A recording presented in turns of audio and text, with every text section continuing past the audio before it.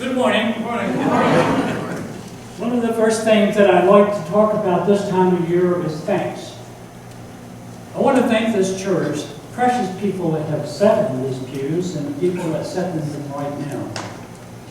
You don't know how precious you are to so many people. And I just want to thank this church for all that it has done, not only for me, but for my family as well. About this time of day, our son, Mike, who was raised in this church in Troop 23, Eagle Scout, Order of the Arrow, all of those things. And our son Tim also, who is now counseling people to help them off of drugs and maybe having a better life. Now I'm going to move some of the things off of this, but I wanted to say that Mike is hopefully at this moment on a plane from Afghanistan to return back to his family. He works for the State Department. And they wanted him mostly because he had been a missionary person in Bangladesh, Thailand, and other places. Now the thing that he wanted us to say is that he works very hard for the women of Afghanistan, because that will be the secret to their success, if they can get women to have jobs and nurture their family a little bit better than they're able to do today. So if you would, in your prayers, keep him in mind as you pray today, and as he makes his way across the big puddle coming back.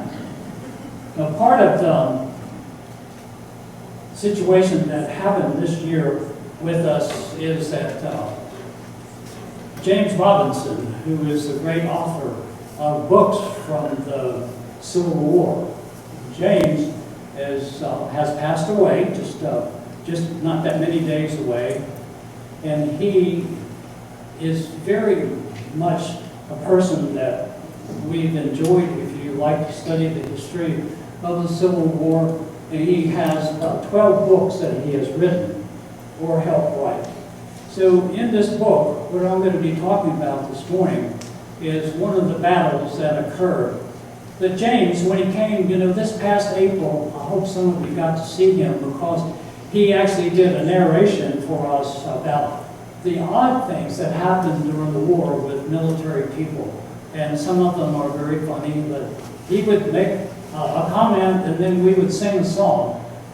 Being in the symphony chorus there, the orchestra and us would sing. But what impressed me so much was Dr. Robinson, after it was that dress rehearsal, and he got up and he came through the bass section over to us, and he said to the women and the men, he said, "I can't tell y'all how wonderful you sound."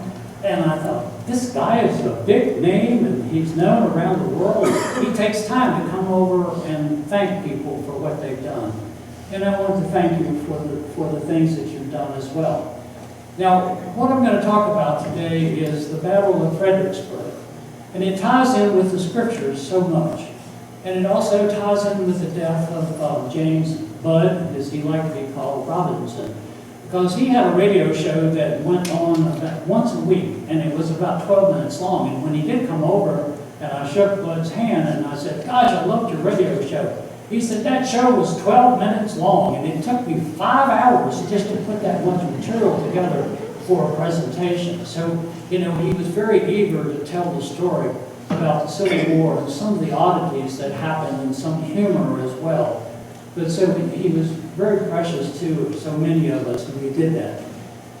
I wanted to make sure that I understood all there was, hopefully, about the Battle of Fredericksburg. So Fran and I got in the car and we drove up. I was introduced to this story many months ago, and I did not know the story that happened at Fredericksburg. But the battle itself is pretty awful, and I must tell you that. But the whole point here is that our nation, at that point, was at a division. Everyone in the South wanted, not everyone, but most wanted to continue slavery because it was an economic issue. The North, with our President Lincoln, he wanted this to disappear, and he tried his best. So he set up, he needed he needed a campaign to prove the point. So he wanted the North to win a battle. So he picked the Battle of Fredericksburg. So here, General Burnside moved in 120,000 men to take over the town of Fredericksburg and to defeat the South. So these men are now gathering in place. The bad thing for the South was that the men were not in place, but to show you how the federal government still worked, Burnside requisitioned a bunch of pontoon boats to build a bridge over the Rappahannock, which goes around the city of Fredericksburg. So the way the federal government works, they were late. They couldn't get it done in time. So he was in trouble. He didn't have the pontoons to go over the Rappahannock. And the Southern sharpshooters were actually picking these guys off as they tried to get across the river. Actually, it was too deep to ford. So Lee, down in Richmond, he sees the opportunity to get his men in place. And Stonewall Jackson, he's over in the Shenandoah Valley, that we know so well. And then Jeb Stuart, he was off in another area. So this gave them all time to get into place. And as Fran and I walked through the battlefield there in Fredericksburg, if I could just lay the land out for you a little bit. There's a brick wall, a stone wall, and Mary's Heights. And it's this stone wall, it's great protection. So Lee began to put his men in that position behind that stone wall. And the road was so important because Burnside's strategy was to take care of the Southern troops, and then he would march and capture Richmond. So it's not that far away. It also had telegraph lines, and it was well maintained. So it was a prize to take. But what he didn't realize is that the men from the South were ready.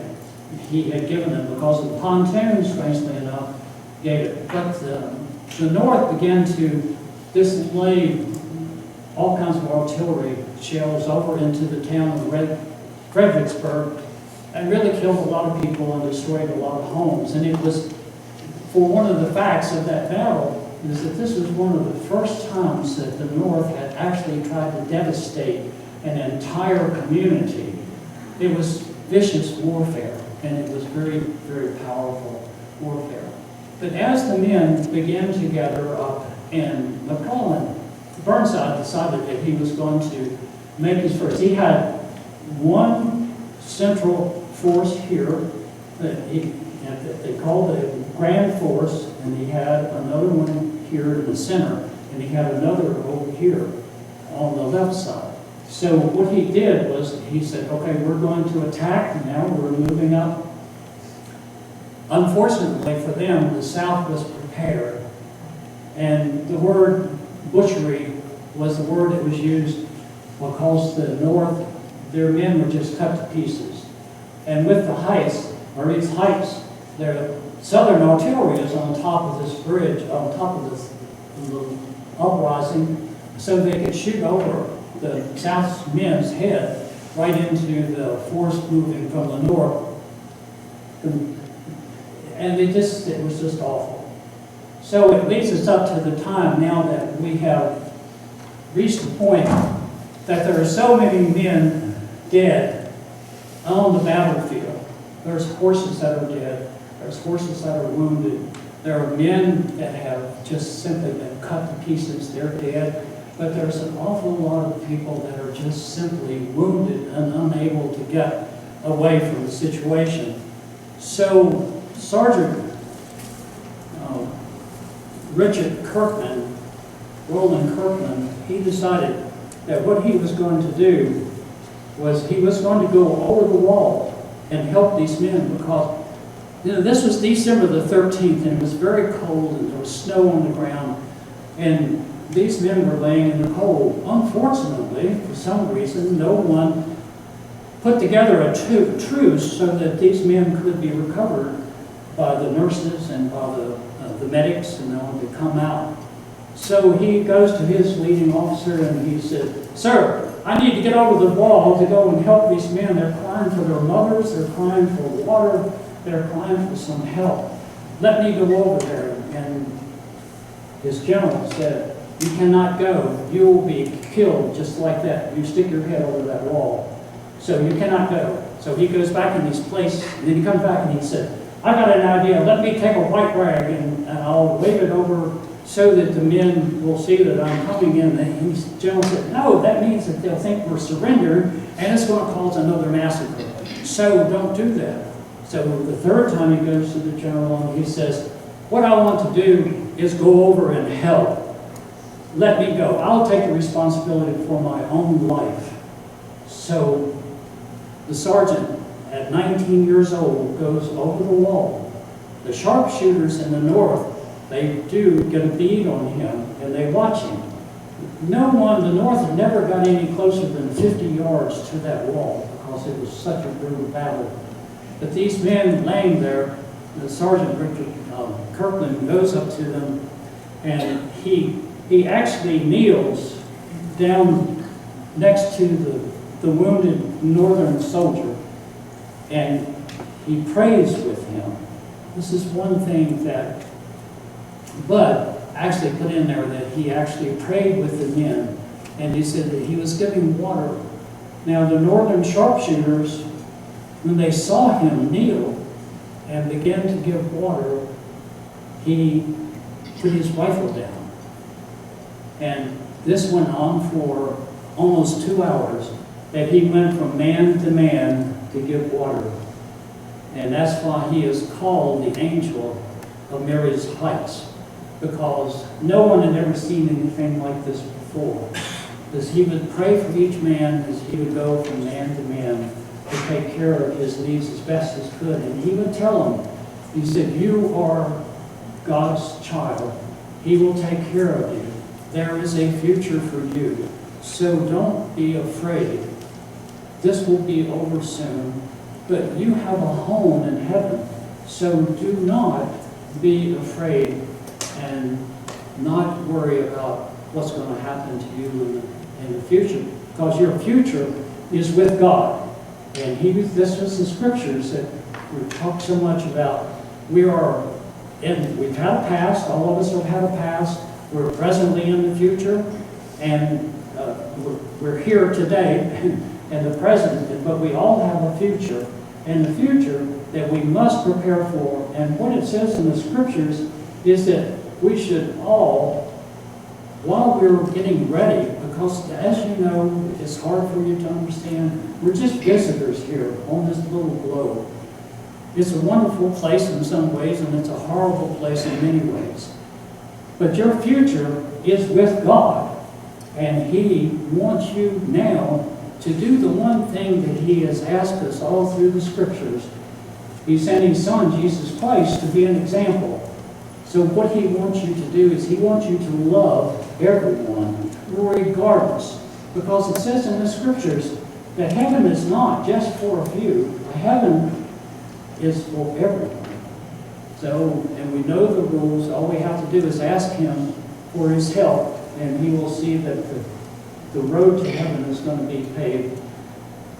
There's very little words about how heaven really is. But C.S. Lewis told the story in an article that the Chronicles, that it is beyond the human understanding, that we must realize that it is more glorious than our minds can actually behold. So we want you to do one thing, and that is to love one another, pray for one another, help one another. That's His main message in Luke 20. There is that you are the ones that pave your own path into heaven, but you'll do it. You're going to be surprised at some of the people that are there, we're told. So anyway, I'll quit walking there. We'll see. Now I wanted just to finish. Just wanted to finish with just one real quick story here. It's a love story. My older brother went, while he was in college, he'd go down to Virginia Beach to date his wife-to-be. and he would date, and they fell in love, and then he said, well, you know, I don't have very much, but you know, I want you to be my wife. And she said, Bill, absolutely not. I love you, but I'm a Catholic and I'm going to become a nun. So we can date and have fun and stuff like this. And so he goes on into the Air Force, and that particular time, of course, he was going to be drafted at about that Korean War period and everything. So then he got his wings and he got his little brown bars, and then he became an instructor pilot. So he called her and he said, well, can we still date? He's in Waco, Texas, and she's in Virginia Beach. And he says, yes, I would love to date you, but Bill, no marriage. It's not going to happen. I'm still going to become a nun. He said, okay. So he went to the Air Force and he said, can I borrow one of those medium-sized bombers that Doolittle used to go in and attack Japan, because we had thousands of them? And they said, yeah, you can use that, because we love for the pilots to have proficiency. And that helps a lot. So we flew up to Langley, and she would meet him and drive up. And they had dates and dates and dates, and still it was no.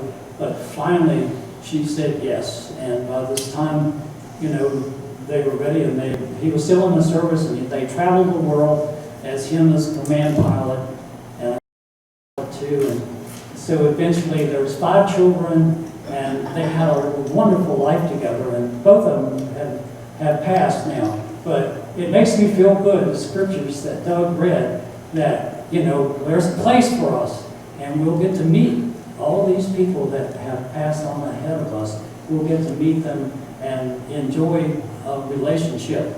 And it says in the scriptures that we won't understand, but all this thing about the 7 men and the 1 woman, it says that marriage, all the wonderful things on earth, that will actually be accentuated to greater heights that we cannot at this time understand. So we have a future, and we hope that everybody will love one another and try to, and I ask you to do this, pick the person that you dislike the most and try praying for them this week, because that's what God wants us to do. We have to pray for our enemies, and we have to pray for the people that need health care and all of those things. Thank you very much. And I so much enjoyed being with you and praying for you. Amen.